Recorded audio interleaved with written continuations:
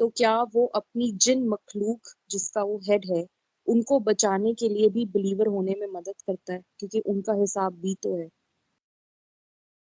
इंसान जो है ना, इंसान ने खुदा के बाद अगर पूजा करता है ना, खुदा के बाद, जानते हो कि इंसान खुदा के बाद अगर पूजा करता है तो किसकी करता है? सोचें जरा, ये आप सबके लिए क्वेश्चन है। कह रहा बेटे, इंसान खुदा के बाद अगर पूजा करेगा तो किसकी करेगा?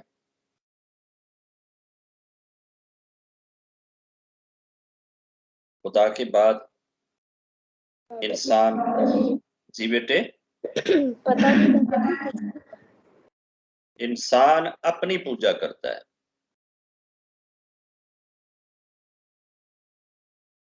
या खुदा की करता है या अपनी करता है। अपनी छोड़ता है तो खुदा की करता है, और खुदा की छोड़ता है तो अपनी करता है। ये एक ही चीज की पूजा कर सकता है, या अपनी करेगा या खुदा की करेगा।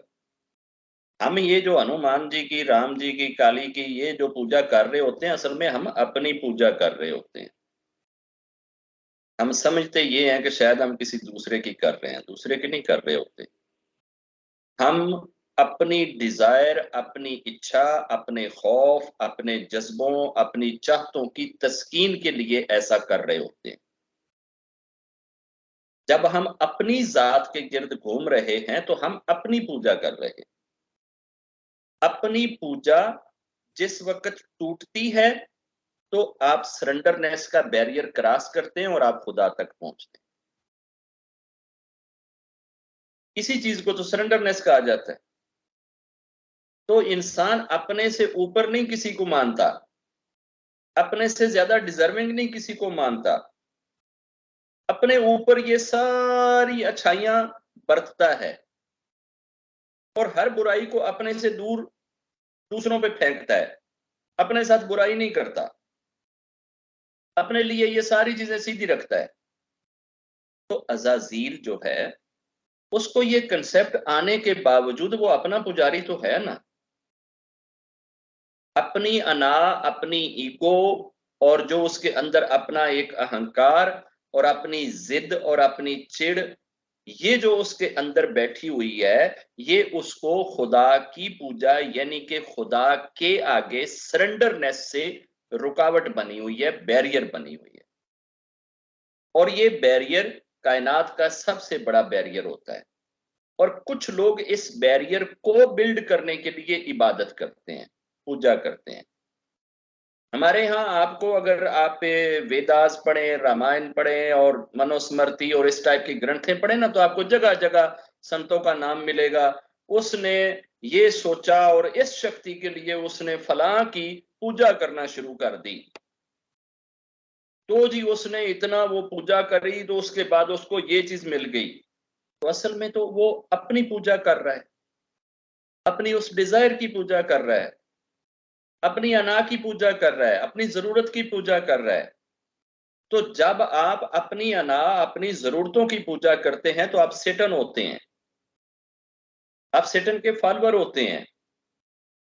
तो अगर हम अपनी अना और अपनी ईगो के लिए कोई चीज कर रहे हैं तो हम ऐसे ही संतान हैं जैसे सेटन की संतान बाकी जिन है।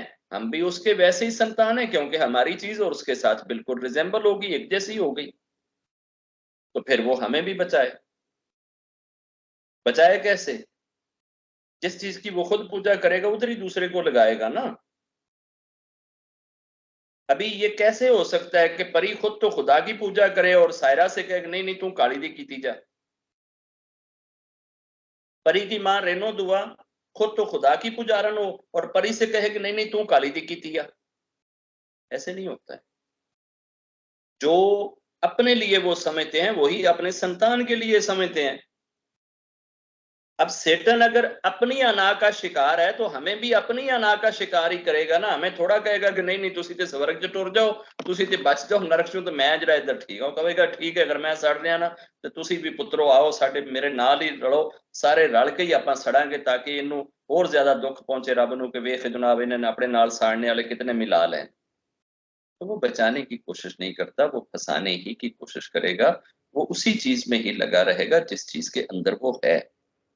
ये सेल्फ अहंकार या सेल्फ परस्ती, सेल्फ पूजा, ये इंसान के अंदर वो एलिमेंट है जो सबसे पहले कायनात में सेटन के अंदर पैदा हुआ था, जिसकी वजह से वो आज तक सेटन है। जेलसी, मुख्तलिफ इसके मीनिंग है, मुख्तलिफ इसको आप एक्सप्लेनेशन दे सकते हैं कि उसने जब जब रब ने, अभी तक तो एडम बना ही नहीं था, एडम जी का पुतला ही नहीं बनाया गया था, बर्थडे ही नहीं बनाई गई थी, तो रब ने तो उस वक्त एंजल के सामने कहा था कि यार मैं पृथ्वी के ऊपर ना एक अपना खलीफा, अपना वाइस, एक अपना नायब बनाने जा रहा हूं पृथ्वी पर। तो ये बात सुनते ही एंजल्स ने भी इतराज किया था, एंजल्स ने भी इतराज किया था। हालांकि एंजल ने तो अभी हमें देखा ही नहीं था, हमारे अब्बा जी तो अभी तक बनाए ही नहीं गए थे, इतराज पहले ही आ गया था। क्या इतराज आया था कि जी आप एक ऐसे फसादी को पैदा करेंगे, उसको आप अपना नायब बनाएंगे पृथ्वी के ऊपर, जो खून खराबे करेगा, बड़े बड़े पाप करेगा। तो आपकी पाकी करने के लिए, आपकी पूजा करने के लिए तो हम ये एंजल हैं ना, हम दिन रात तेरी पूजा कर रहे हैं ना, तो तुझे क्या जरूरत पड़ी है उधर पृथ्वी के ऊपर एक अपना पुजारी बनाने की और एक अपना सेवक बनाने की। तो रब ने आगे से जो जवाब दिया था ना, वो बड़ा अजीब था। रब ने आगे से ये नहीं कहा कि मैं अपनी मर्जी का मालिक, रब ने आगे से दलील का जवाब दलील की तरह से ही दिया था। जो मैं जानता हूं ना, वो तुम नहीं जानते, जो मैं जानता हूं वो तुम नहीं जानते। तो अब वहां पे जो इनके अंदर चीज पैदा हुई, जो एंजल्स के अंदर भी आई, वो क्या थी?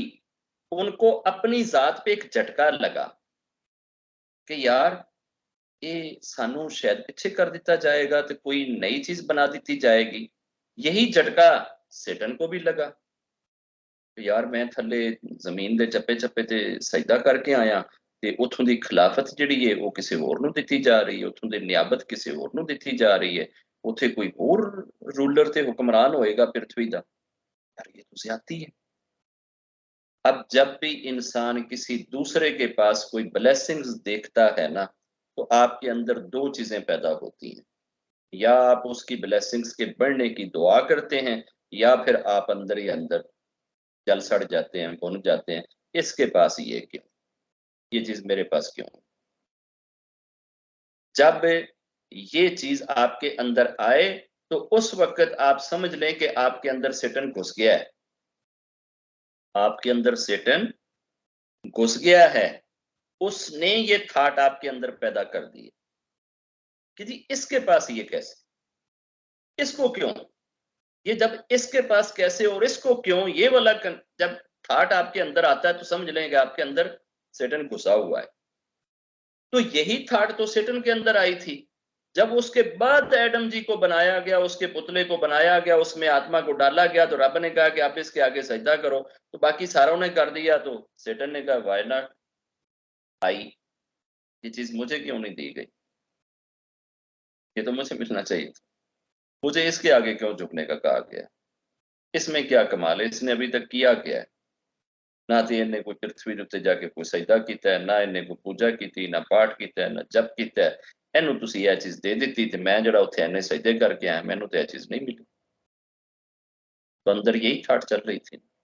ये थाट ऐसी सख्त है, ये इतनी बड़ी है कि ये सेटन जिस वक्त डे ऑफ जजमेंट में जब नर्क में डाला जाएगा, 1000 वर्ष के बाद रब इसको निकाल के इससे फिर पूछेगा कि यार उस वक्त तूने एडम जी को सजदा नहीं किया था, तो अभी तू एडम की ना कब्र पे सजदा कर ले, तो तेरी जान छूट जाएगी। ये आगे से कहेगा हुण 1000 साल दे गंढे भी खा के, लित्र भी खा के, ते मैं फिर दोबारा ओहो ही काम करा, मैं नहीं करता, फिर 1000 साल के लिए नरक में चला जाए। इसको हर 1000 साल के बाद रब पूछेगा कि क्या तू सजदा करता है, तो इसके अंदर वो अना और ईगो इसको इतनी पनिशमेंट के बाद भी दोबारा सजदा करने के लिए कंपेल नहीं करेगा। हालांकि इंसान को बस दफा सजा मिलती तो इंसान कहता है ना यार ये नालों ते काम कर लो, ये नहीं करेगा। ये चीज ऐसी है। इस चीज के अपने अंदर पैदा होने से रब से पनाह मांगा करें कि कहीं ये चीज आपके अंदर ना पैदा हो जाए। अगर ये चीज पैदा होगी तो ये सारी जिंदगी की नेकियों को खा जाएगी। उसके अंदर वही चीज है, वो सेल्फ प्रस्ती के बुत के आगे झुका हुआ है। अपने आप को बचाने, अपने आप को फैसिलिटेट करने, अपने आप को बड़ा करने, अपने आप को आगे लाने, अपने राइट्स के लिए लड़ने, अपने हकूक के लिए आवाज उठाने और रब को जालिम समझने या जालिम गर्दारने के ऊपर वो डटा हुआ है कि नहीं, यहाँ तो ये तो मेरे साथ से, ये तो ऐसे तो नहीं होना चाहिए, ये क्यों हुआ है। तो इस थाट ने उसको इस स्टेज पे खड़ा करा है। अब वो उसी थाट के साथ वो कभी भी अपने संतान जिन्नों को ये नहीं चाहेगा कि वो बचें, बल्कि वो उनको भी वही डटाई बांटेगा जो डटाई उसके अपने अंदर है। वही अकड़न उनमें डालेगा जो अकड़न उसके अपने अंदर है, और वही अकड़न मानने वाले इंसानों में भी डालेगा जो उसके अपने अंदर है। रब उसके हथकंडों से, उसकी कोशिशों से और उसकी शक्तियों से हमारी रक्षा कर। अवश्य। जय